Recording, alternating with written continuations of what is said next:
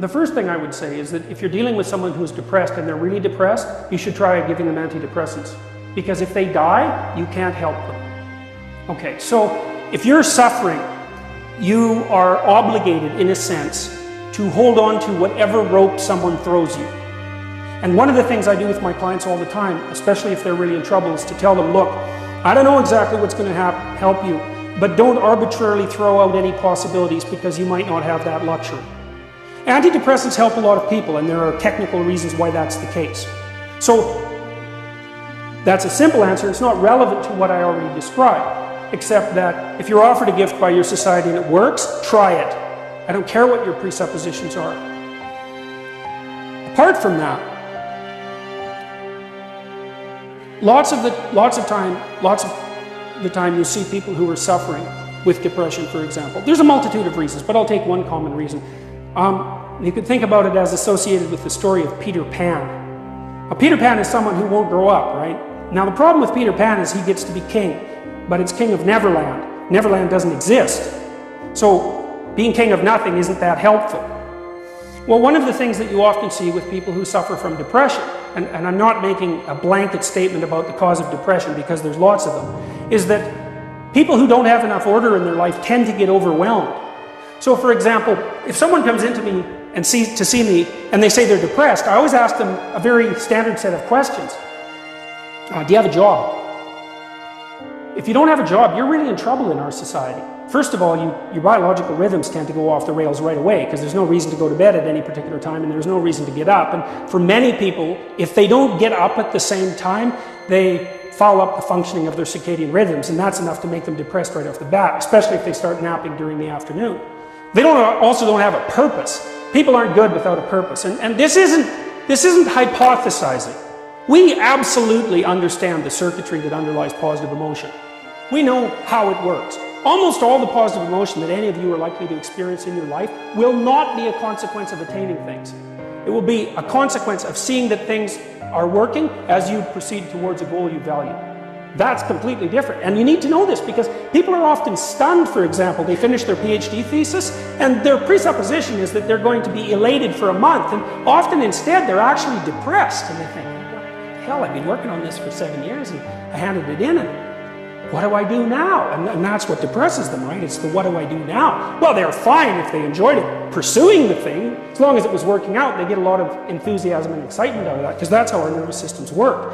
Most of your positive emotion is goal pursuit emotion. If you take drugs like cocaine or amphetamine, the reason they're enjoyable is because they turn on the systems that help you pursue goals. That's why people like them. So if you don't have a job, you got no structure, that's not good. Plus, you tend not to have a point. So you're overwhelmed by chaotic lack of structure and you don't have any positive emotion. Well, do you have any friends? So sometimes you see people who are depressed, they have no job, they have no friends, they have no intimate relationship, they have an additional health problem, and they have a drug and alcohol problem. My experience has been if you have 3 of those problems, it's almost impossible to help you. You're so deeply mired in chaos that you can't get out because you make progress on one front and one of your other problems pulls you down. So one of the things I tell people who are depressed is like, don't sacrifice your stability. Get a job, even if it's not the job you exactly want. Get a damn job, you need a job. Find some friends. Get out in the dating circuit. See if you can establish an intimate relationship. Put together some of the foundational items that are like pillars that your life rests on. Well, that's the practical thing to do. So that's one example with regards to depression. Well, the thing is, you don't just launch it on them, you know. You got to negotiate with the person. And you also got to teach them to negotiate with themselves. And this is something that's very useful to know. You know, you can tyrannize yourself into doing things, but I wouldn't recommend it. What I would recommend instead is that you ask yourself what you're willing to do. It's a really effective technique. It's like a meditative technique. So, for example, you can get up in the morning and you can think, well, you know, I'd like to have a good day today, so I'd like to go to bed tonight without feeling guilty because I, didn't do some things I said I was going to do, and I'd like to have kind of an interesting day. So you got to fulfill my responsibilities, and I want to, enjoy the day. Then you can ask yourself, well, okay, what would I have to do in order for that to happen that I would do? And the probability, if you practice this for 3 or 4 days, is your brain will just tell you and say, well, there's that piece of homework that you haven't done for like 3 weeks. You should knock that sucker off because it would only take you 10 minutes and you've been avoiding it and torturing yourself to death for like 72 hours straight. And if you do that, here's a little interesting thing you can do, and maybe this is a little obligation you should clean up. And so what you do in a situation like that is you teach the person to negotiate with themselves. Say, well, let's figure out what your aims are. You've got to have some aims, whatever they are. And they might say, well, I'm so depressed I don't have any aims. And then I say, well, pick the least objectionable of the aims and act it out for a while and see what happens. Because sometimes your emotional systems are so fouled up that you have to pretend, you have to act the thing out before you can start to believe it. I mean, people always assume they have to believe and then act, but sometimes that's true and lots of times it isn't. So the trick, if you're doing therapeutic work with someone and you're helping them establish a structure, is to find out what they'll do. Now, if they want to get better, which is not a given, because there are often payoffs for not getting better. That's basically the payoffs of being a martyr, or maybe the payoffs of doing what your entirely pathological family members want you to do because they actually want you to fail.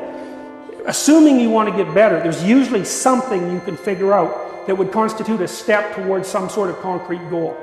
And my presumption, it's a behavioral presumption fundamentally, is that small accruing gains that repeat are unbelievably powerful. So, this is another thing to know about in your own life. It's something I learned in part from reading the writings of Alexander Solzhenitsyn, who's a great Russian philosopher and novelist. He said, you can look at your life and you can see what isn't right about it. All you have to do is look. And then you can start to fix that. And the way you fix it is by noticing what you could in fact fix. People are often trying to fix things they can't fix, which I would not recommend, because if you try to fix something you can't fix, you'll just ruin it. Like, you can find all sorts of undergraduates who are perfectly willing to restructure the international economic system, who cannot keep their room clean. And there's actually a gap there, and it's surprising that people don't actually notice. So I would say, if you pay attention, you can see things that you could fix. They yell at you. They really do. We even know how that happens. Let me give you an example. Because rooms are full of stories. And the stories have effects on you. So here's a classic experiment. So you take two groups of undergraduates, you bring them into your lab, and you give one group a multiple choice test that has a bunch of words in it that are associated with being old. And you give the other group the same multiple choice test, except the words are associated with being young. This is independent of the content of the test. It's just descriptions. And then you time the undergraduates as they walk back to the elevators. The ones who completed the multiple choice test that had more words associated with aging walk slower back to the elevators. And they don't know that. And they don't know they're doing it. And that study's been replicated in various forms many, many times. You're unbelievably sensitive to the story that your environment's telling you. Because your environment is not made out of objects. That's just wrong. Your environment is basically made out of something like tools and obstacles. You're a tool-using creature, you're a tool-perceiving creature. The things you, like if I take you out of this room and I say, well, what was in the room? You're not going to say, random patterns in the carpet, because they're real. They're just as good an object as anything else. You're going to say chairs because you can sit on them, and you're going to say handrails because you can hold them. You're going to say stairs because you can walk down them.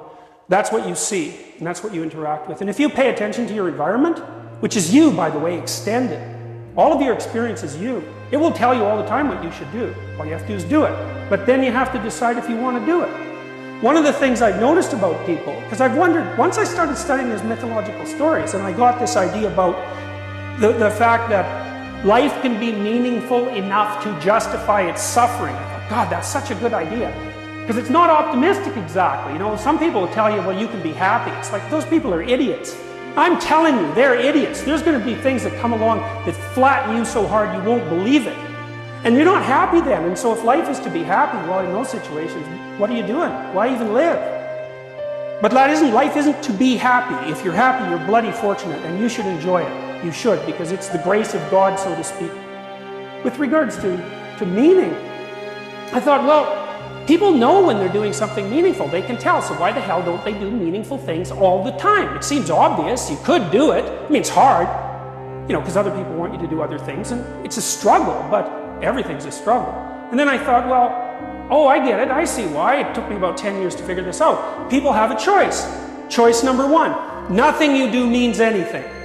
Well, that's kind of a drag, right? It's meaninglessness of life and all that, existential angst. That's kind of a pain. But the upside of nothing that you do is meaningful is you don't have to do anything. You've got no responsibility. Now, you have to suffer because things are meaningless, but that's a small price to pay for being able to be completely useless. The alternative is everything you do matters. Really. If you make a mistake, it's a real mistake. If you betray someone, you tilt the world a little more sharply towards evil rather than good. It matters what you do. Well, if you buy that, then you can have a meaningful life. But there's no mucking around. It means responsibility. It means that the decisions you make are important. It means that when you do something wrong, it's wrong. Well, do you want that?